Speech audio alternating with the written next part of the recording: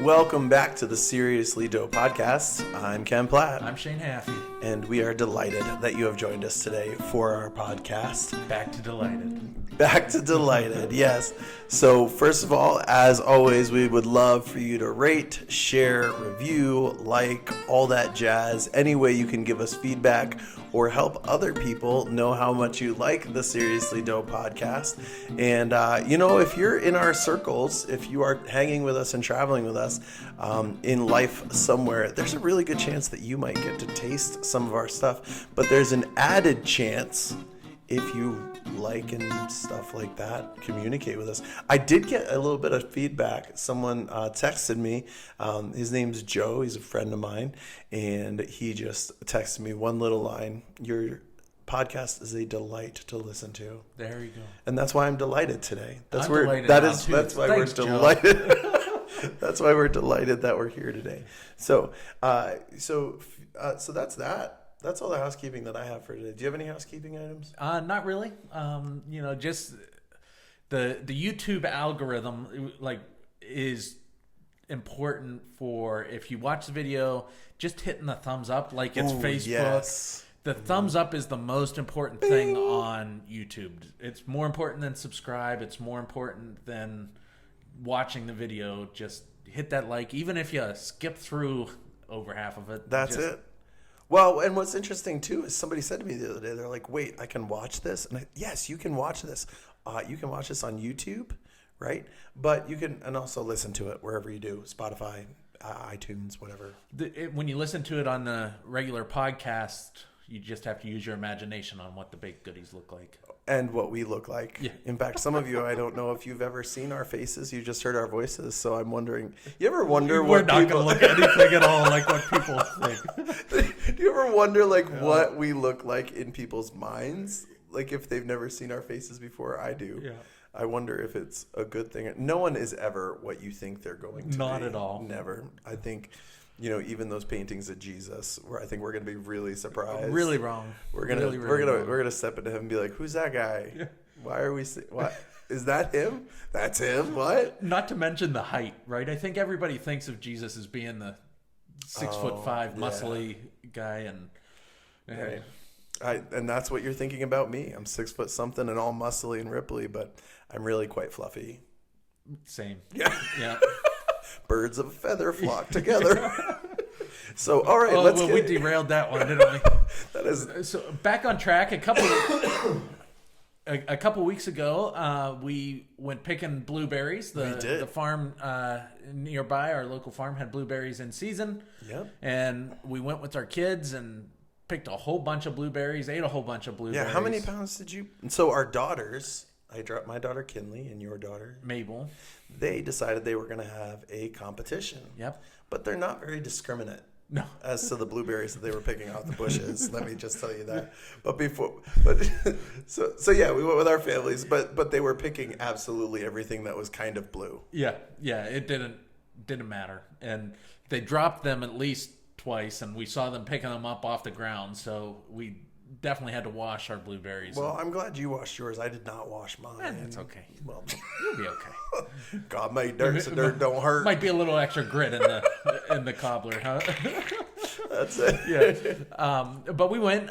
We picked that somewhere close to 6 pounds, and we figure we probably ate a couple between the kids and my wife. And yeah, so we picked about 5 pounds, and because I had one less child than you did, and your wife wasn't there. And yep. So, but Kinley and Selah did really well. Wynn's my 2-year-old. She was just kind of picking as she went. Yeah. And she was eating a lot. She definitely ate a lot. I think, looking at how much we ate, it was probably at least half of the. But you didn't eat them. I didn't. I had something tragic happen to me as I got older. Let's share that with our So I love blueberries. I love them so much. And when I was around 32 or so, which was how many years ago? 3 years ago. So not long ago. Not too long ago. I started to develop some allergies as I got older. And one of the ones that hits me the worst is fresh blueberries. And once they're cooked, I'm fine. I can Yeah. eat them. Yeah. But fresh blueberries, there's something in them that gives me terrible stomach cramps, and it's unrelenting for hours. I have these stomach cramps, and so I can't eat fresh blueberries. But usually, about once a year, I see if my prayers have been answered, and so I eat a whole bunch of blueberries. And Tell us about your prayers this year. I was, please Jesus, Please, let these blueberries not hurt my tum tum. And amen. And did the Lord answer your prayers, Shane? Yeah, not yet. Oh dear. So I get I try just to see. Hopefully, I can grow out of those allergies someday. And Well, I developed allergies too, but not to blueberries. Yeah. Pineapple, same thing to me. kiwi, Same thing to me. Yeah, it's awful. But pineapple, if I cook it, there's something in there that is causing problems. So once I cook it, everything's fine. Yeah. But not blueberries yet. I hope not. I think hopefully by this time everything's established Figuring itself out. But you never know. We get older every year. Makes you wonder what happens, right? Hey, you know what? On Monday, you know what's happening on Monday? Yes. What? Well, we're going to the water park. Well, we are. Yes, yeah. So Shane and I, most of you know, we are pastors, and we are pastors in the same denomination. And so we have a conference coming up this weekend into Tuesday. We're going to Kalahari Water Park Resort. This podcast is not brought to you by them. They did not sponsor this episode. They'll never hear this. Nor did the Free Methodist Church. But that's who we work for. Yep. So there's that. No, but Monday, I'm going to be 40 on Monday. Get out. The big 4-0. Congratulations. Hey, thanks. I made it this far. You did. So let's go back to blueberry picking. Yeah. Allergies at 40 years old. Great start. Wow, we have everybody. wow, we are well, our really- target you guys are- audience is the middle-aged folks. So Yeah, it's actually middle-aged women. Yeah. Did you know that? Right. Yeah. So that's... Let so us know what allergies you If developed. you are not a middle-aged woman, we'd love to hear from you because that would make us feel better. Never mind. We love our fan base. No, keep moving, Ken. Yeah. I think one of the funniest things when we were picking blueberries was when we went to weigh them. We were the first people to pick at this particular location in Mount Cobb, Pennsylvania. It's called Ritter's Farmers Market. And so we were the very first people to get to these bushes, on the very first day that they opened. And so the girl was still working out the kinks, how to do it. But when she weighed your blueberries, she was having one heck of a time because she was putting them on the scale, but they kept they were all in grocery bags. Yeah. So they put a grocery bag in a bucket, you fill the grocery bag. But the bag kept crawling off the scale. And I'm I don't think she's going to get an accurate weight. I was okay with that. Well, what's great about it is you pay $5 a person, right? And however many blueberries you pick, that $5 goes towards the weight in blueberries. So I thought it was a pretty good deal. Yeah. I think we worked out actually made out on it. And I got some peach bread while I was there. How was that? Not as peachy as I hoped it would be. Yeah. So you got to overdo it when if you're gonna put fruit in bread, got to do it. I mean, they tried. They really tried. There was some peaches there, and there was a little bit of crumble. But I had high expectations, and they were dashed against the rocks of disappointment. That's too bad. Yeah. So a couple fun facts about blueberries. Anything else about our blueberry picking? Nope. Yeah. Good day. It was a good day. It was actually rainy. And, Yep. Oh, one thing I did forget when we walked in, and actually Medina pointed it out, because I was walking through and it's rained a lot here in the Northeast lately, a lot. And so the fields were kind of soggy, and I decided to wear my dad's shoes, my New Balances. Yep. Yeah, and that wasn't the wisest decision. How waterproof are they? They are not waterproof at all. And Medina looks at me, she goes, "Where's your Crocs?" I was like, I've been saying if you ain't crocking, you ain't rocking. That's right. But I was Our new slogan. Yep.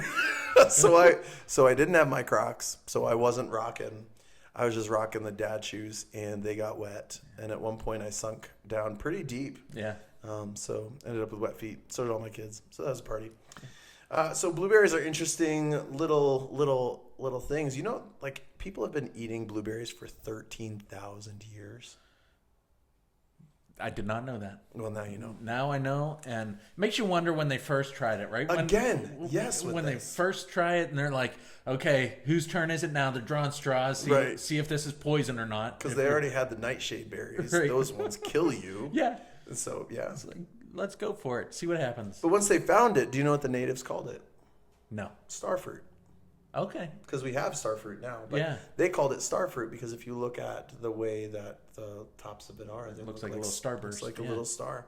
And blueberries are actually the only fruit that is commercially available that is native to North America. Okay. Everything else is grown someplace else.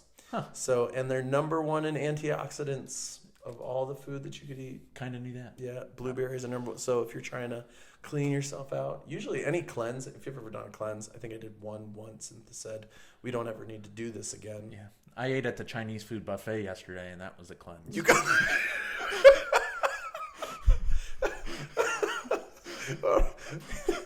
What did you eat? Just my normal fried chicken, fried rice. Fried. Too much of it. Yeah. Yep. That oil will make things move. Yep. For sure. We had Chinese the other day too, but that has nothing to do with blueberries. No. And that could be a very tepid rabbit trail that we might go down. So it's number one in the antioxidants, and 10 states in the United States produce 98% of the blueberry crop. All right. Yep. Georgia, Florida. Whoops. Sorry. Let me start over. California, Florida, Georgia, Indiana. What's MA? Massachusetts, Michigan, New Jersey, North Carolina, Oregon, and Washington. I don't know if it's Massachusetts. Maine is not, that's not it. But they're known for their blueberries. I know they're known for their blueberries. Did you know that with blueberries, where they grow wild in the wild, that they're prolific after forest fires? Like there's a specific time, like if a forest fire has moved through an area, where the wild blueberries kick in and they're out of this world. I did not know that, but where I grew up in southeastern Connecticut, we had a lot of woods in the back of our house, and it was up on a higher elevation. And the one time we were walking through the woods with my mom and my sisters, and we came across a lot of low bush blueberries. Yeah. And so every year in the summer after that, my mother would hand us, because we were bored kids, and TV wasn't what it is today. Like there wasn't as much on demand. Cartoons ended at like 10 o'clock. Yeah. And then you had nothing to do, and Nintendo games could only get you so far. Right. And so my mother would say, "You want something to do? Here's a Tupperware container, and go into the woods and bring blueberries, and I'll make blueberry muffins." And so we would go up into the blueberry patch. I don't know. And we'd pick these tiny little low bush blueberries. Yeah. And we'd bring them back, and my mom would say, "I need at least a cup." And we'd have like a quarter cup, and we'd go back up for these tiny little blueberries. But they're packed with flavor too. They are. They're delicious. Mm-hmm. Yeah. For sure. So growing up, was there any blueberry staple in your family? No, my mom would make blueberry muffins. That was kind of a go-to. She might make like a blueberry cobbler, but she made more blackberry stuff. Oh, okay. We had more access to blackberries. And, interesting. Yeah, and the blueberries, like going out and picking blueberries, I think I can only remember one time that we went to a friend's house that had blueberry bushes, and we picked there. But it was not something we did every summer. It was a rare thing, and then she would buy them from the grocery store and bake with them that way. Never had blueberry pie until I was older. It was never part of our family to make blueberry pie because it called for so many blueberries. But blueberry muffins were a staple, like part of our summer. And I forget what I was going to say next. So there's that. Yeah. Anyway, yeah. Look, I had this really great memory of blueberry something. But yeah, we would have sometimes we make blueberry jam or blueberry pancakes. Yeah. Blueberry pancakes are good. Yep. So yeah, we do blueberry pancakes. Oh, that's right. My mom would make a blueberry cobbler. or a blueberry. She called it a blueberry crisp growing up, but it was not. Looking back, it was blueberry cobbler. Sorry, Mom.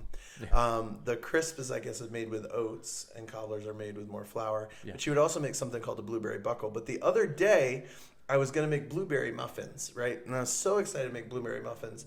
But wouldn't you know that the man who is a co-host on a baking podcast does not own actual full-size muffin tins?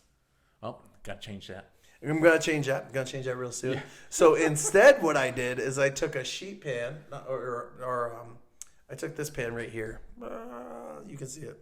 It's like a 6x9. And I just took I didn't look for my muffin tin until after I was done making the muffin batter. And so what I did is I just dumped it into the flat pan. Or the that worked, I'm sure. It was banging. Yeah. It was so good. I was like, this is better than muffins. Yeah. And it was gone by like 10 o'clock in the morning. Nice. Yeah. So my family dug it. Yeah. So tell me about your bake today. All right. So I did something I've never done before. I made puff pastry, which is... By the way, they look awesome. Thank you. They're notoriously tricky, puff pastry. I gave the disclaimer that if I failed it, I was going to come in with something different, but I was going to give it a go and see what would happen. And it worked. So I'm proud to say that it successfully puffed. And every time you look up a recipe for puff pastry, or something that it uses puff pastry, everybody just says go buy this store-bought puff pastry. Read that, yes. And don't even bother. Use the frozen puff pastry. And I was like, well, I want to try it at least once to see what it was like. And it's a process. I started yesterday and then baked this afternoon. So I followed the French technique. So basically, en français. Yes, they use words that I don't know what it means. So I'm gonna use Pennsylvanian for this. So they traditionally, when you make puff pastry, you roll out your dough and then you roll out your butter as well, and you put the butter in, and then you fold the dough and the butter that way. The French method takes the butter and rolls it out first, and then you put the block of dough in, and then you fold, and then you roll it out that way. And the French claim that it becomes more consistent. It's easier to do that way. And the French claim a lot of things. They do. And you're stupid Americans. Yeah. But it was fascinating seeing how it came together. Yeah. So I learned a couple of things. The first and foremost is that puff pastry is absolutely terrible for you. Just awful. I'm gonna guess there's lots of butter in it.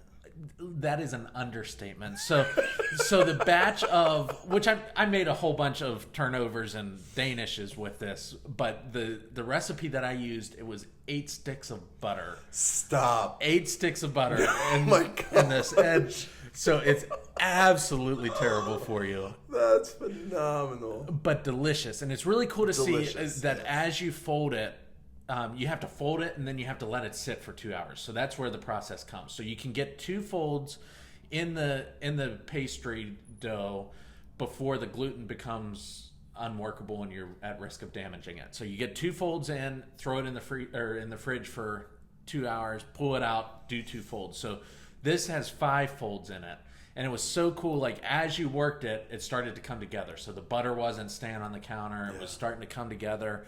And then towards the end, when you the last fold, you could just see the different layers in it. I posted a picture on my social media of it. You can just see the different layers, and which was really, really cool. And then you let it sit overnight, and then whenever you use it like any other puff pastry.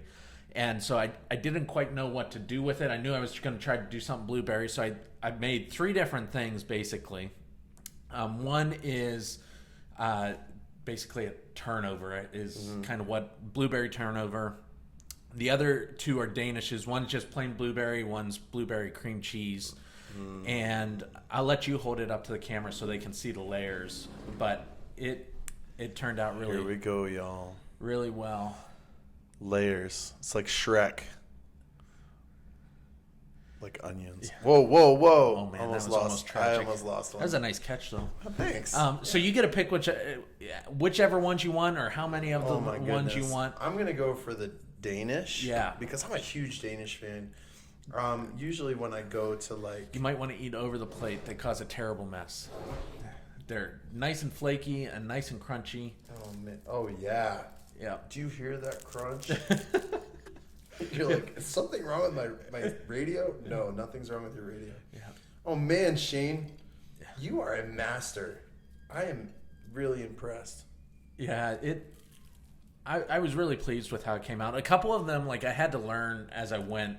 Like, the first batch, some of them opened up, some of them popped too much, and then I was reading techniques and stuff that you can do to kind of help prevent that. Yeah, that's so good. Yeah. All right, I'm gonna eat more of that afterwards. Okay. That Yeah. is So good. he went for the blueberry cream cheese one, which was my favorite out of the three as well. Yeah, that was rocking, man. Yeah, nice thank you. job. Tell me about yours. All right, so I'm still chewing. Yeah. I'm masticating. That's the word of the... We had no feedback on that this past episode, and no I'm sure we'll hear about it eventually. no feedback on my comment about avoiding soggy bottoms in all circumstances. I listen. So, full disclosure, I listen to our podcast. He's not vain at all. No, but I was listening to it, and I think, like, I heard that, and I just cracked up. That was hilarious. Yeah. All right, so I made a blueberry crisp. So the cobbler. So I love cobblers. Cobblers have more of a flour sugar type topping, but this is a crisp. And so the first time I made it, it called for half the recipe of the crisp part, the top crunchy part. And so I made it, and then I ate it, and then I was disappointed that there wasn't more crisp. Now the filling is okay, it's blueberries and it's sugar, and that's it. And someone asked me this morning, she said, well, how long is it gonna take you to make that crisp? I said 10 minutes. And then I put it in the oven for 45 minutes because it's so easy. Like, you throw the blueberries in with some flour and some sugar, and you toss that, and then you dump it in the pan, and then you go to you put the oats and brown sugar and flour and butter. I put 1 stick of butter in this recipe. So yours is healthy. Mine's healthy with 1 stick of butter, right? And then, I chopped it all up, and and made it real fine. So yeah, and it baked up really good. But, ladies and gentlemen, I am ashamed to say that I was so distracted with the other things I was doing while it was in the oven that I may have left it in the oven for probably 10 minutes too long. And so there is a little bit of burniness going on there. Not in my piece. Yeah. I like it. Good. Yep. I don't taste a burn at all. But also, the blueberries, I had mentioned before about how my children were picking blueberries and not thinking about whether or not they should, but just seeing that they were available, so they did. And if you do that, your blueberries are going to be tart. Yeah. I think my first bite out of this pan, my jaw locked briefly. And I go, yep, that's a little tart. And I said to Renee for my test batch, I go, how did you like it? And she said, it's a little tart. So I think a little whipped cream, a little ice cream might make it better. Yeah. But one of the things that it calls for, not strangely enough, when you're dealing with sweet fruits like this, because they're so sweet, when you add sugar to them and things like that, often they'll tell you to put lemon juice into the recipe to break up that sweetness. And that's because if you don't, it will be like syrup. Yeah. The filling will be like syrup. And excuse me. Actually, recently I made some strawberry jam when we did our strawberry. Yeah. So I took what was left of the strawberries after the rhubarb pie, and I made strawberry jam. But what I didn't have was the lemon juice. And so what I have now, well, first of all, it was a travesty. I know how to make jam, but for some reason I freaked out and turned it off too early because it started to bubble really fast. And I was like, I've been there. I was like, turn it off. And then I went through the whole canning process, and I was like, it'll thicken up. So now I have some jars of strawberry syrup if you would like some. I too have a whole bunch of strawberry syrup because That process is deja vu for me. But I also did not put lemon juice in the recipe either. And so to say that it is sweet is like a understatement. So I think next time I do that, I will put the lemon juice in. I was like, no, the sweetness is going to be awesome. It's too much. But with the blueberries, with them being as tart as they were, because my kids picked them too early. Yeah. That so it's tart by itself. It's yummy. But I like it. I like the tartness. good. Yep. Yeah. So that's blueberries. blueberries. Yep. Hey, we didn't talk about what we're gonna bake next time. That's usually part. It'll probably be close to the end of August. Yep. Next time we come into, so we could. We're getting ready for fall stuff, which will have a whole new plethora. We haven't done bread in a while. Do we want to go back to bread? Yeah, let's go back to bread. You want to do like a wheat bread? Sure. Yeah, we're gonna do wheat bread. Yeah. See, there you go. Something easy, but I have yet to do well. Okay. Every one of my wheat breads have been bricks. So okay, I'm going to figure that out this time around. Yep. All right. So we are going to do wheat bread next time. Thanks so much for joining us. Make sure you like, share, review, hit subscribe. Tell your friends, tell your family. Say, this is the best podcast you've ever heard. Make sure you say it like that. Yep. But we are really appreciative of everyone who listens every week and gives us feedback, and we're just glad that you're enjoying it, because we're enjoying ourselves. Yeah, having fun. All these good excuses to. I would have never made this without the podcast. Yeah, I probably wouldn't have picked blueberries or made this unless we had. So adventures are happening because of the podcast. So hey, have a really great middle of your summer, and we will talk to you again in a couple weeks. Yep. See you next time.